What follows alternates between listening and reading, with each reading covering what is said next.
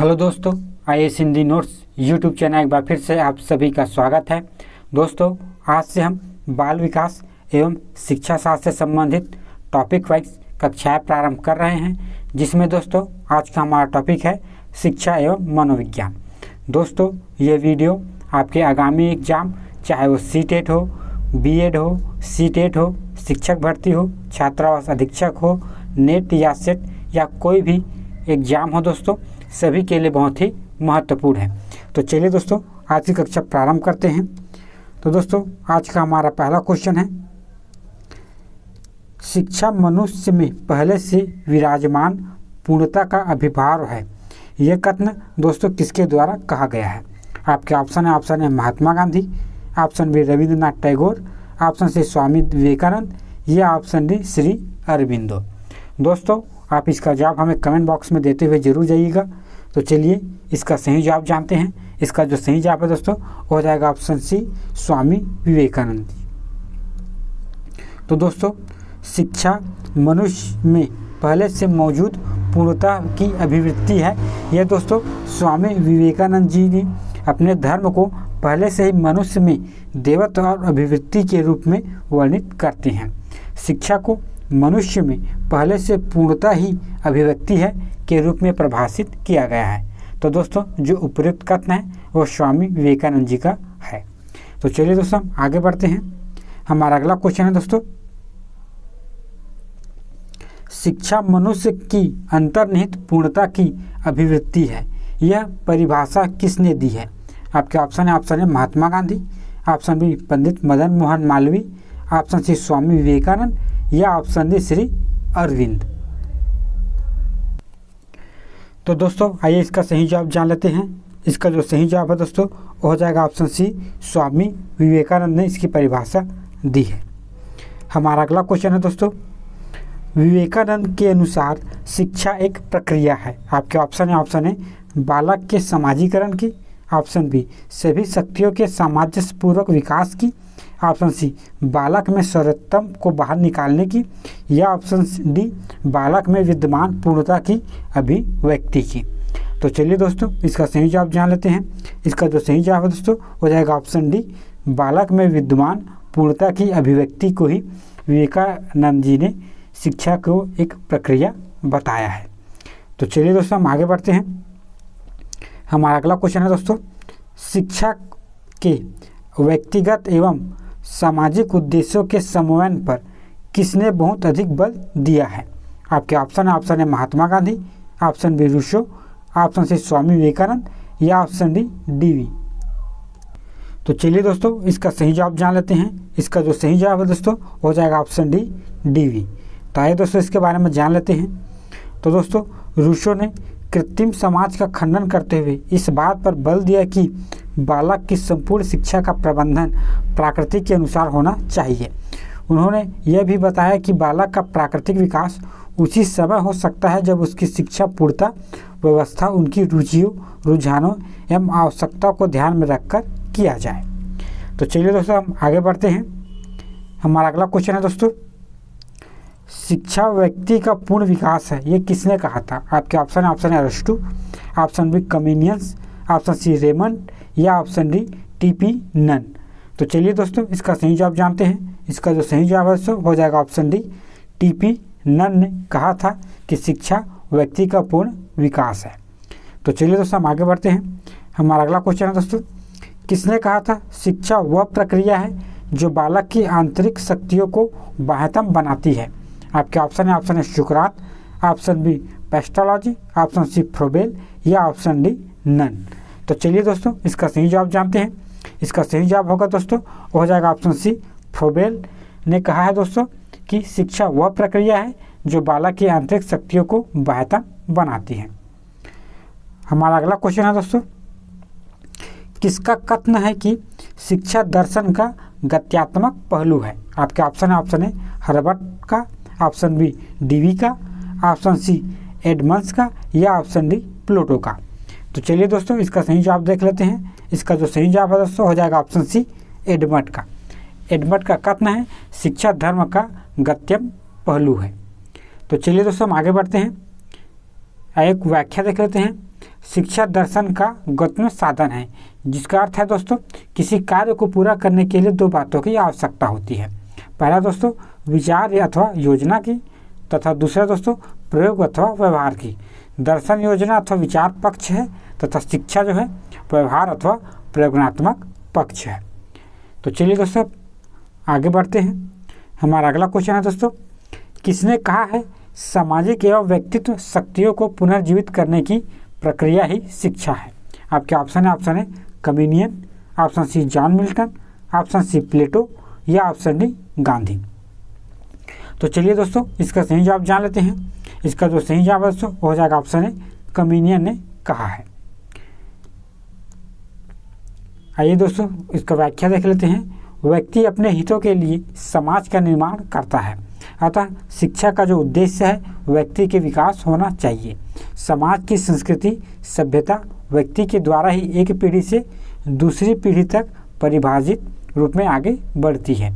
ऐसी दशा में दोस्तों व्यक्तित्व विकास शिक्षा का महत्वपूर्ण उद्देश्य है। तो चलिए दोस्तों हम आगे बढ़ते हैं। हमारा अगला क्वेश्चन है दोस्तों, शिक्षा का आधारभूत उद्देश्य है। आपके ऑप्शन है ज्ञान प्रदान करना, ऑप्शन बी व्यक्ति का विकास करना, ऑप्शन सी परीक्षा उत्तीर्ण कर उपाधि प्राप्त करना या ऑप्शन डी किसी व्यवसाय हेतु तैयार करना। तो चलिए दोस्तों इसका सही जवाब जान लेते हैं। इसका जो सही जवाब है दोस्तों हो जाएगा ऑप्शन बी, शिक्षा का आधारभूत उद्देश्य है दोस्तों व्यक्ति का विकास करना। हमारा अगला क्वेश्चन है दोस्तों, किसने कहा है कि मनोविज्ञान व्यवहार का धनात्मक विज्ञान है? आपके ऑप्शन है Morgan, option B Warren, option C Watson या ऑप्शन डी मैकडूगल। तो चलिए दोस्तों इसका सही जवाब जानते हैं। इसका जो सही जवाब है दोस्तों वो हो जाएगा ऑप्शन सी वाटसन। तो वाटसन ने कहा है दोस्तों मनोविज्ञान व्यवहार का धनात्मक विज्ञान है। तो दोस्तों जो वाटसन है उसके अनुसार मनोविज्ञान जो है व्यवहार का निश्चित या शुद्ध विज्ञान है। वुड्सवर्थ ने कहा है दोस्तों मनोविज्ञान वातावरण के संपर्क में होने वाले मानव व्यवहारों का विज्ञान है, जबकि दोस्तों मैकडूगल ने के अनुसार मनोविज्ञान जो है आचरण एवं व्यवहार का यथार्थ विज्ञान है। तो चलिए दोस्तों हम आगे बढ़ते हैं। हमारा अगला क्वेश्चन है दोस्तों, मनोविज्ञान मानव व्यवहार का विज्ञान है, यह किसने कहा था? आपके ऑप्शन है जेम्स ड्रोयन ने, ऑप्शन बी कोल सनिक ने, ऑप्शन सी वुडवर्थ ने या ऑप्शन डी थान डाइक ने। तो चलिए दोस्तों इसका सही जवाब जानते हैं। इसका जो सही जवाब है दोस्तों हो जाएगा ऑप्शन बी कोल सनिक ने कहा है। तो चलिए दोस्तों हम आगे बढ़ते हैं। हमारा अगला क्वेश्चन है दोस्तों, सर्वप्रथम मनोविज्ञान को किस विषय का अध्ययन करने के विषय के रूप में परिभाषित किया गया? आपके ऑप्शन है मन का अध्ययन, ऑप्शन बी आत्मा का अध्ययन, ऑप्शन सी चेतना का अध्ययन या ऑप्शन डी व्यवहार का अध्ययन। तो चलिए दोस्तों इसका सही जवाब जान लेते हैं। इसका जो सही जवाब है दोस्तों हो जाएगा ऑप्शन बी आत्मा का अध्ययन। जो करना है दोस्तों ये सर्वप्रथम मनोवैज्ञानिक के रूप में परिभाषित किया गया। तो चलिए दोस्तों हम आगे बढ़ते हैं। हमारा अगला क्वेश्चन है दोस्तों, मनोविज्ञान ने सर्वप्रथम अपनी आत्मा का परित्याग किया, फिर अपने मन को और फिर अपनी चेतना का अभियोग एक प्रकार के व्यवहार को संयोग है। यह कथन किसका है? आपके ऑप्शन है टीचनर का, ऑप्शन बी वुंड का, ऑप्शन सी वुडवर्थ का या ऑप्शन डी मैकडूगल का। तो चलिए दोस्तों इसका सही जवाब जान लेते हैं। इसका जो सही जवाब है दोस्तों हो जाएगा ऑप्शन सी वुडवर्थ का। तो चलिए दोस्तों हम आगे बढ़ते हैं। तो दोस्तों जो वैज्ञानिक ने सर्वप्रथम अपनी आत्मा का त्याग किया, फिर मन का त्याग किया, फिर चेतना का त्याग किया और आज मनोविज्ञान व्यवहार के विधि के स्वरूप को स्वीकार करता है। तो दोस्तों ये जो कथन है वो है किसका है? वो है वुड्सवर्थ का है। तो चलिए दोस्तों हम आगे बढ़ते हैं। हमारा अगला क्वेश्चन है दोस्तों, मनोविज्ञान की प्रथम प्रयोगशाला को किसने स्थापित किया था? आपके ऑप्शन है W Wood, option B Sigmund Freud, option C Pavlov या ऑप्शन डी वाटसन। तो चलिए दोस्तों इसका सही जवाब जानते हैं। इसका जो सही जवाब है दोस्तों हो जाएगा ऑप्शन है डब्ल्यू वुड ने। हमारा अगला क्वेश्चन है दोस्तों, सीखने के नियम के प्रतिपादक हैं। आपके ऑप्शन है फ्रायड, ऑप्शन बी है दोस्तों स्किनर, ऑप्शन सी है दोस्तों थाइडाइक्स या ऑप्शन डी है दोस्तों एडलर। तो चलिए दोस्तों इसका सही जवाब जानते हैं। इसका जो सही जवाब है दोस्तों हो जाएगा ऑप्शन सी थाइडाइक। तो दोस्तों जो सीखने के नियम का जो प्रतिपादक है वह थाईडाइक ने किया है। तो दोस्तों जो थाईडाइक है उसके अनुसार जब उद्दीप्त और प्रतिचाक सीखने वाला और क्रिया के बीच संबंध उत्पन्न होने लगता है तो दोनों के अनुबंध स्थापित हो जाते हैं। यही अनुबंध दोस्तों सीखना या अधिगमन होता है। दोस्तों उन्होंने सीखने के 3 प्रमुख नियम दिए हैं। पहला दोस्तों तत्परता, दूसरा प्रयोग और तीसरा प्रभाव। 5 दोस्तों गौण नियम दिए हैं, जिसमें पहला दोस्तों बहुप्रतिक्रिया, दूसरा अभिवृत्ति, तीसरा आंशिक क्रिया, चौथा आत्मज्ञान और 5वां दोस्तों संबंधित परिवर्तन का नियम। तो दोस्तों ये कुछ महत्वपूर्ण जानकारी है जो थाईडाइक के अनुसार है। तो चलिए दोस्तों हम आगे बढ़ते हैं। हमारा अगला क्वेश्चन है दोस्तों, मनोवैज्ञानिक की प्रवृत्ति की मुख्य विशेषता है। आपके ऑप्शन है बाल मनोविज्ञान पर बल, ऑप्शन बी बालक के व्यक्तित्व का आदर, ऑप्शन सी व्यक्तिगत विभिन्नता एवं सिद्धांत पर बल, या ऑप्शन डी इनमें से सभी।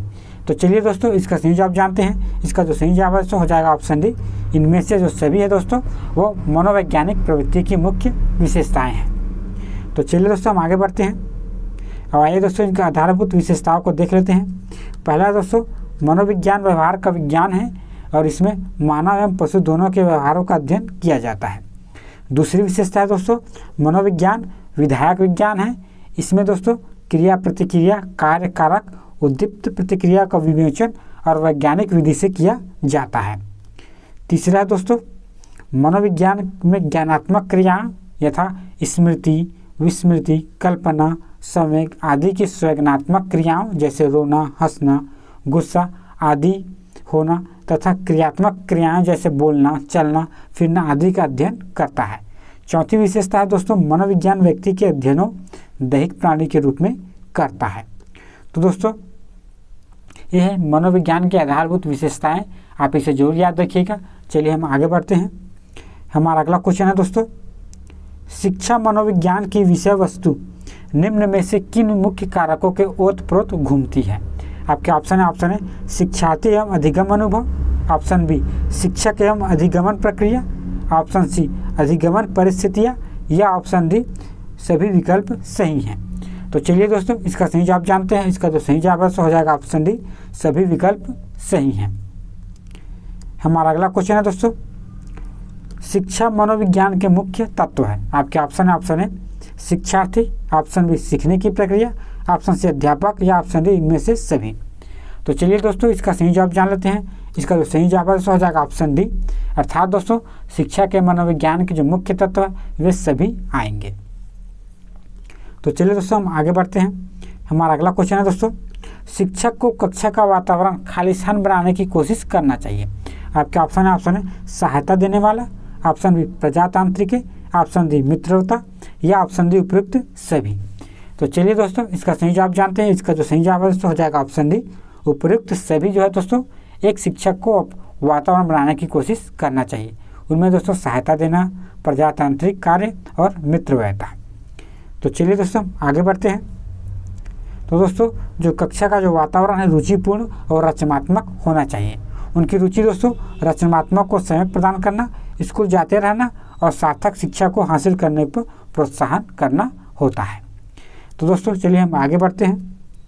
हमारा अगला क्वेश्चन है दोस्तों, शिक्षा मनोविज्ञान का अध्ययन अध्यापक को इसलिए करना चाहिए क्योंकि इससे दोस्तों आपका ऑप्शन है शिक्षक को आत्मसंतुष्टि मिल सके, ऑप्शन बी इससे वह दूसरों को प्रभावित कर सके, ऑप्शन सी इससे वह अपनी परीक्षाओं में प्रथम आ सके, या ऑप्शन डी इसकी सहायता से अपने शिक्षण को अधिक प्रभावशील बना सके। तो चलिए दोस्तों इसका सही जवाब जान लेते हैं। इसका तो सही जवाब हो जाएगा ऑप्शन डी, अर्थात दोस्तों शिक्षा जो है मनोविज्ञान का अध्ययन अध्यापक को इसलिए करना चाहिए ताकि दोस्तों इसकी सहायता से वो अपने जो शिक्षण के कार्य है उससे और अधिक प्रभावशाली बना सके। हमारा अगला क्वेश्चन है दोस्तों, निम्न में से कौन सी शिक्षा मनोविज्ञान की सर्वाधिक व्यक्तिनिष्ठ विधि है। आपके ऑप्शन है अंतर्दर्शन, ऑप्शन बी बहिर्दर्शन, ऑप्शन सी अवलोकन, या ऑप्शन डी प्रायोगिकरण। तो चलिए दोस्तों इसका सही जवाब जानते हैं। इसका जो सही जवाब हो जाएगा ऑप्शन है अंतर्दर्शन। जो है दोस्तों शिक्षा मनोविज्ञान की सर्वाधिक व्यक्तिनिष्ठ विधि है। तो दोस्तों यदि हम अंतर्निहित विधि की बात करें तो दोस्तों अंतर्दर्शन का अर्थ आत्मविश्लेषण के माध्यम से स्वयं के व्यवहार का अवलोकन करना है। यह विधि दोस्तों प्रकृति में सबसे अधिक व्यक्तिपरक होता है। तो चलिए दोस्तों हम आगे बढ़ते हैं। दोस्तों आज का हमारा अंतिम क्वेश्चन है, एक शिक्षक को अपने विद्यार्थी की क्षमताओं को समझने का प्रयास करना चाहिए। निम्नलिखित में से कौन से क्षेत्र इसका उद्देश्य के साथ संबंध है? आपके ऑप्शन है शिक्षा समाजशास्त्र, ऑप्शन बी सामाजिक दर्शन, ऑप्शन सी मीडिया मनोविज्ञान या ऑप्शन डी शिक्षा मनोविज्ञान।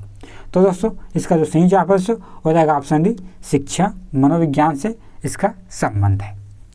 तो दोस्तों ये थे कुछ महत्वपूर्ण प्रश्न जो शिक्षा एवं मनोविज्ञान से संबंधित हैं। दोस्तों यदि आपको ये वीडियो पसंद आया है तो इसे लाइक करें और हमारे चैनल को सब्सक्राइब करें। मिलते हैं दोस्तों अगले वीडियो के, तब तक के लिए गुड नाइट।